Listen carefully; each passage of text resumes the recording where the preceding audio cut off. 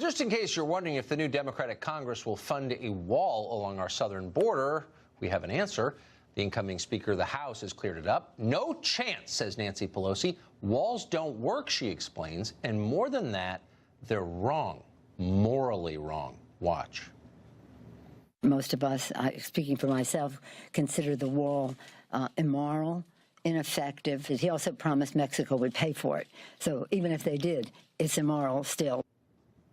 Now, if you're familiar with how things work in Washington, you may be wondering, when did morality begin to play such a central role in the legislative process? And the answer is the day that Nancy Pelosi got ordained.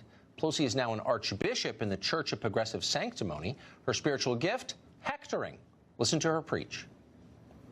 What the president did was unconstitutional and indeed, in my view, immoral. It is a moral issue. This is a moral challenge. Immoral, unconstitutional, incompetent, short-sighted, and immoral. Our moral responsibility. We have a moral responsibility to the next generation. It's just a reflection of the weak moral authority. Weak moral authority. That is not a problem for St. Nancy. Her moral authority is absolute. She is a good person. You, unfortunately, are not.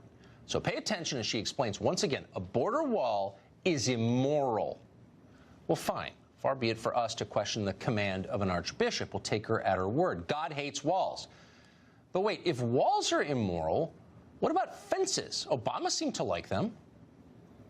The bill before us will certainly do some good. It will authorize some badly needed funding for better fences and better security along our borders, and that should help stem some of the tide of illegal immigration in this country. Better fences, says Obama. That sounds immoral. And what about Israel's security wall? It's big and real and very effective. Pelosi supported it, actually. She voted for a resolution defending that wall from UN condemnation. It's confusing. It must have been before her conversion.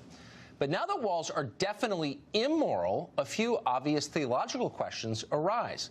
What about doors and locks? How about hedges or security systems or airport checkpoints or anything else that's specifically designed to keep some people out? What about the gate in front of Pelosi's weekend house? Is St. Nancy against all of that? Of course not. Republicans often say the left opposes borders. We've said that many times, but it's not quite true. In their own lives, Democrats are all for exclusivity. They're not in a hurry to resettle refugees on Martha's Vineyard, for example. They just oppose America's borders. America is a sinful nation, they tell us. We can only atone for those sins by giving what we have to the entire world. So there's a lesson here for Republicans.